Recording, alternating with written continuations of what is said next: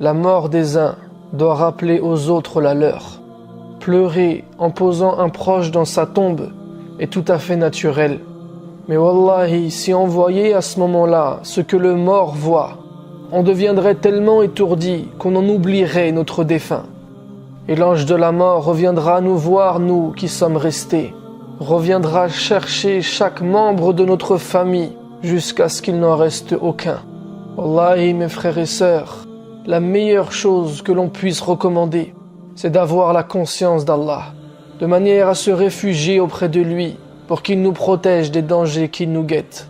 C'est ça, at-taqwa, ce que l'on traduit par piété. Allah nous a donné des exemples, il nous a fixé des délais, il nous a donné dans la constitution de nos corps des ouïes pour comprendre ce qu'on nous dit, des vues pour découvrir ce qui nous entoure et des raisons pour comprendre ce qui se passe. Allah ne nous a pas créés par amusement et il ne nous a pas dispensé de l'enseignement de la vérité. Il nous a honorés par des bienfaits abondants et il nous a donné les meilleurs cadeaux. Il a le compte de tous ses biens et il nous a préparé des récompenses ou des punitions en fonction de la manière dont on les a utilisés. Ayons cette conscience et soyons sérieux dans l'effort. Avant d'agir, précédons nos œuvres par le rappel du coupeur des besoins et du destructeur des plaisirs. Car le bien-être dans ce bas monde ne dure pas et ses malheurs sont imprévisibles. Il est rempli d'illusions, il change et il se retourne dans tous les sens. C'est une ombre rapide et un appui instable. Son bonheur part à vive allure et détruit ceux qui le chérissent en les épuisant dans ses passions et par la tromperie de ses dons.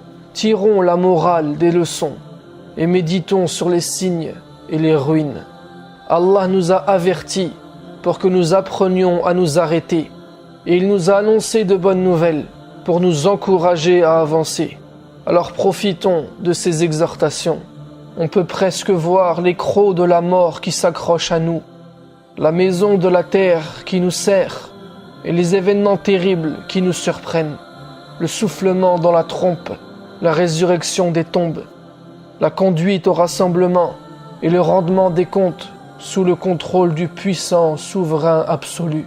Chaque âme aura un conducteur la menant au rassemblement et un témoin qui témoignera de ses œuvres contre elle.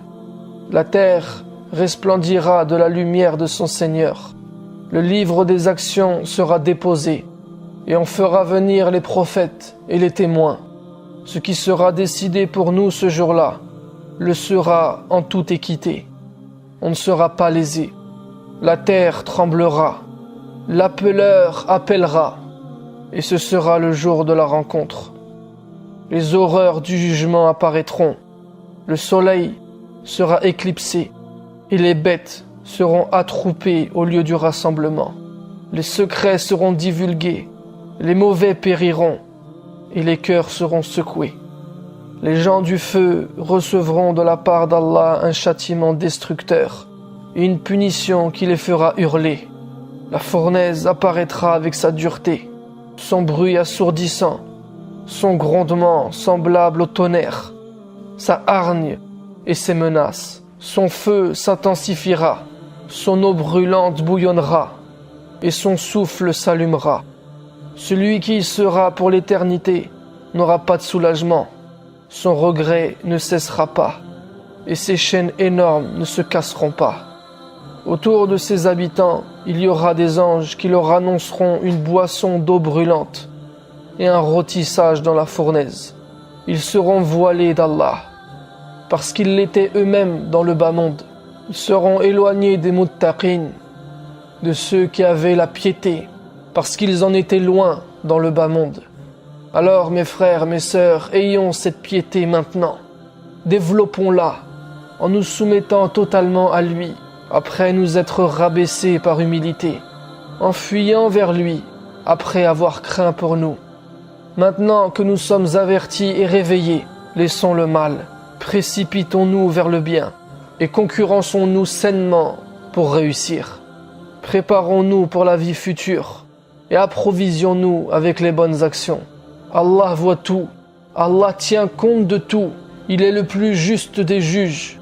Il est le meilleur rétributeur. Le livre de nos actions peut être notre pire adversaire. C'est un contestataire acharné. Le paradis est la meilleure récompense. Tout le bien y réside. Et l'enfer est le pire malheur, la pire punition. Tout le mal y réside. Qu'Allah nous pardonne, qu'il fasse de nous des gens qui entendent les exhortations et agissent en conséquence pour nous permettre de devenir meilleurs. Sur ce, je te dis à la prochaine vidéo, Inch'Allah.